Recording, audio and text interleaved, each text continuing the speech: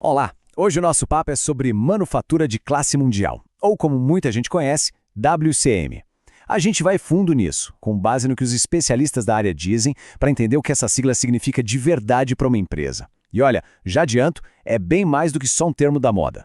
Bom, vamos começar com uma pergunta que todo mundo faz, né? Quando se fala em WCM, a primeira reação de muita gente é pensar, lá vem mais um projeto da chefia. Mas será que é só isso mesmo? Essa é a primeira ideia raba que a gente precisa quebrar. E a resposta é... não, de jeito nenhum. É só olhar a comparação. Um projeto, a gente sabe, tem começo, meio e fim. Acabou, acabou. Já o WCM, isso é outra história. É contínuo, não existe um ponto final. É uma verdadeira mudança de cultura, sabe? Uma nova maneira de trabalhar que entra no DNA da empresa. O foco, melhorar sempre e eliminar qualquer desperdício de forma quase obsessiva. Isso nos leva direto para o nosso primeiro ponto. É super importante entender o WCM não como uma tarefa com data para terminar, mas sim como uma transformação cultural profunda. A ideia aqui é mudar o jeito de pensar e de agir de todo mundo na organização, todos os dias. Olha que interessante essa analogia. Um dos especialistas que a gente consultou disse que o WCM é tipo uma receita de bolo. E por que isso?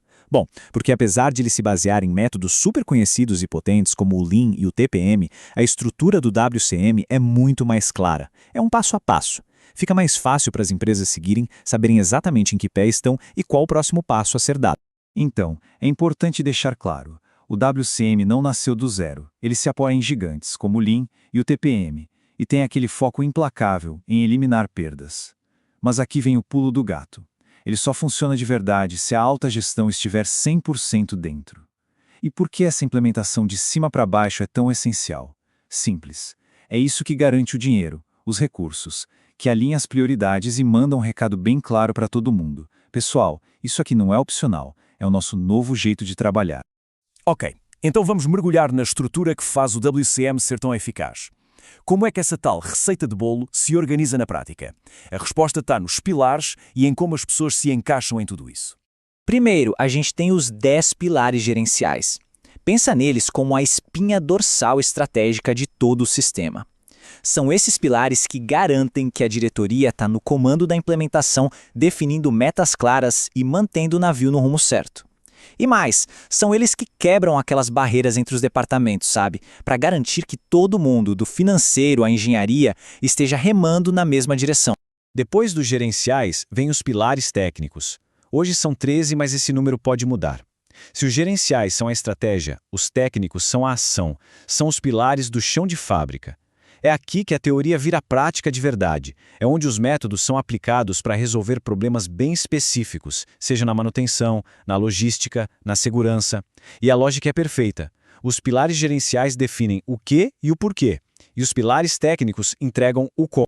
E o que é genial nisso tudo é o método. Cada pilar, não importa se é gerencial ou técnico, segue sempre os mesmos 7 passos.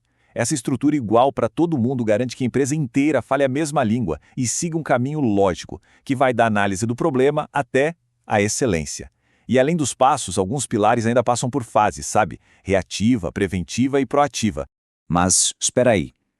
Antes de falar de quem lidera esses pilares, a gente precisa entender um conceito muito importante no mundo do WCM, a atribuição. O que é isso? É bem simples. É uma responsabilidade que uma pessoa assume além do seu trabalho do dia a dia. Não é uma mudança de cargo, é um chapéu a mais. E aí que está o ponto. Na maioria esmagadora das vezes, ser um líder de pilar é exatamente isso, uma atribuição. A pessoa não deixa de ser, por exemplo, a coordenadora de produção. Ela continua com o cargo dela, mas agora acumula a responsabilidade de guiar um pilar. Não é uma promoção, é uma função a mais que, aliás, ajuda a desenvolver um monte de novas habilidades. Bom, já vimos a teoria, a estrutura, agora vamos para a parte prática. Como é que o WCM realmente ganha vida dentro de uma empresa? Como é que se mede o progresso e como ele vai se espalhando pela organização? O WCM funciona em ciclos, geralmente de 6 meses. Mas olha, a auditoria que acontece no final não é só para dar nota não, hein? É um mecanismo muito poderoso.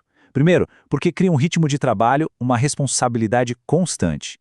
Segundo, quando a auditoria é feita por gente de outras fábricas, vira uma ferramenta fantástica para trocar conhecimento. E terceiro, ela força todo mundo a parar e pensar de forma bem objetiva no que deu certo e no que não deu. E isso já alimenta o próximo ciclo de melhoria. E aqui vai uma verdade que precisa ser dita. Quando uma empresa começa com WCM, o conhecimento não se espalha por igual. Não dá para esperar que todo mundo, do operador da máquina ao diretor, vire especialista do dia para a noite. É um processo. O domínio do método vai se espalhando aos poucos, como ondas na água. Este gráfico aqui mostra bem essa realidade. Por exemplo, numa empresa que está no começo da jornada, no nível bronze, só uma pequena fatia, uns 5%, vai ter um conhecimento profundo de verdade. Um grupo um pouco maior vai estar ativamente envolvido e a grande maioria vai ter só uma noção básica. E está tudo bem. Conforme a pontuação da empresa sobe e a cultura se fortalece, esse conhecimento vai ficando mais profundo e espalhado. Então, como é que se foca o esforço para ter o maior resultado possível? A resposta é a estratégia da área modelo. E aqui tem um detalhe crucial. Não é uma área modelo para a fábrica inteira. De jeito nenhum. Cada pilar escolhe a sua própria área modelo. E essa escolha é baseada em dados, olhando onde estão as maiores perdas. O pilar de manutenção vai para a máquina que mais quebra. O de logística vai atacar a rota que dá mais problema. É uma abordagem super inteligente, quase cirúrgica. Para fechar, vamos falar da filosofia, da mentalidade por trás de todas essas ferramentas, pilares e auditorias.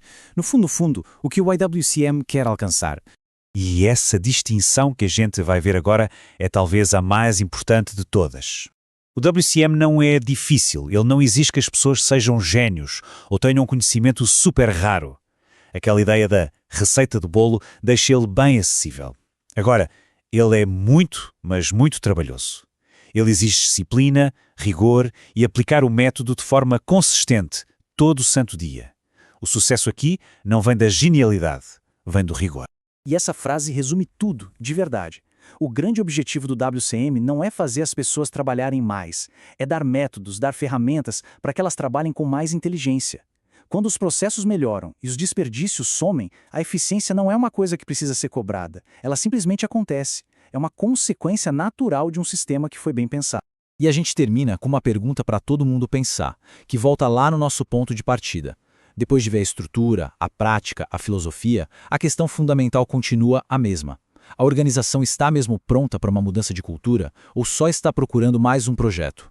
Porque o sucesso do WCM não está em comprar um software ou contratar um consultor. Está na resposta sincera a essa pergunta.